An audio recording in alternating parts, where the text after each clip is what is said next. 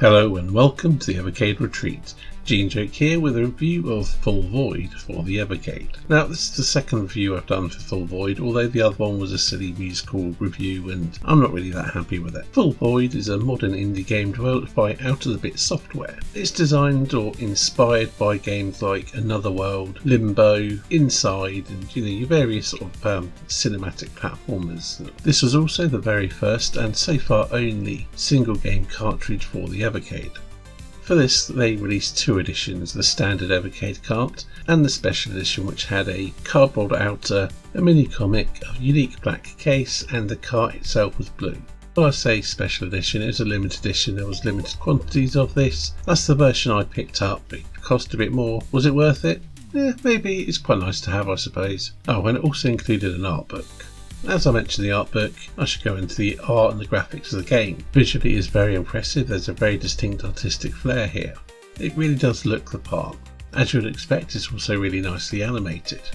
It does look like a cartoon, well not like much of a cartoon, quite a dark bleak cartoon. As it's set in a bit of a dystopia type future, the dark gloomy visuals really make sense. In a similar vein, the sound design is really good. Sound effects are generally quite sparse and effective. The music, well, it's not jolly happy tunes, let's put it that way. It's dark and gloomy and again really suits the atmosphere. The atmosphere is one of the strongest aspects of the game. It's worth noting this game runs natively, so there's no save states, but it has got a very generous save system in the game anyway. You're never sent back too far when you die. Overall, the game is quite forgiving in how it plays out. While there's a certain amount of trial and error as you'd find in games like Another World, it's nowhere near as much, and it's never as obtuse. You can always work out what you need to do. The puzzles again are quite straightforward for the most part. Only a few might possibly have you scratching your head for a moment. There are a couple of mini-game type puzzle things in there which are spread out quite nicely and they work quite well. So far so positive, right? Well, there is a distinct downside to this game. It's easy and it's short. I bought the game and I completed it in just over 2 hours of my very first playthrough, straight through.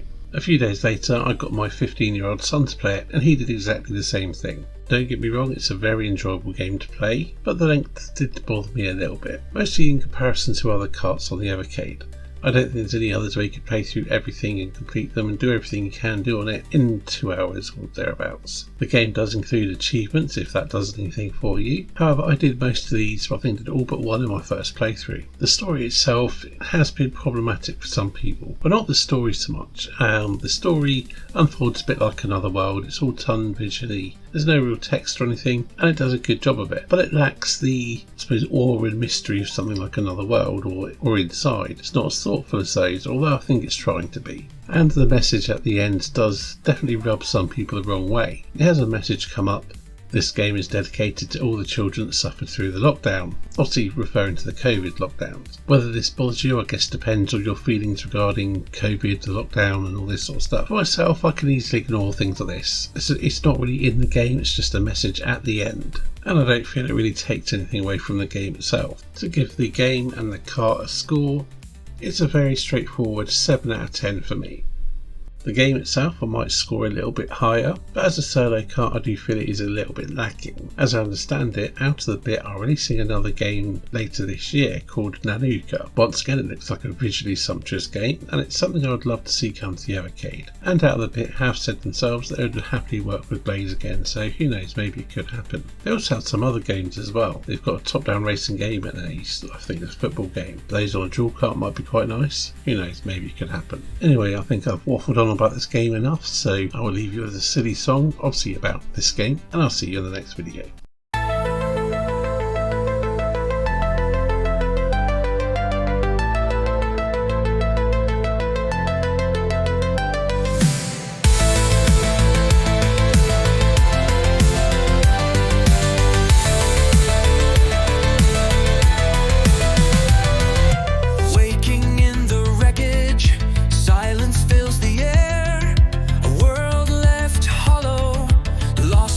Repair.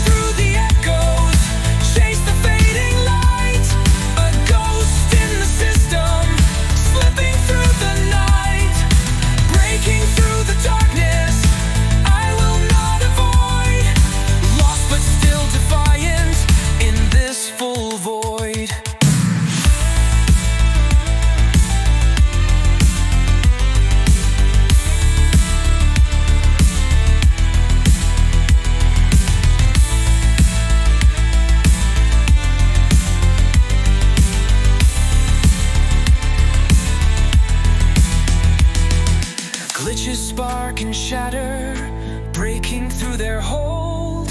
Hidden truths unravel, secrets left untold. With every step, the gears unwind, freedom waiting just behind.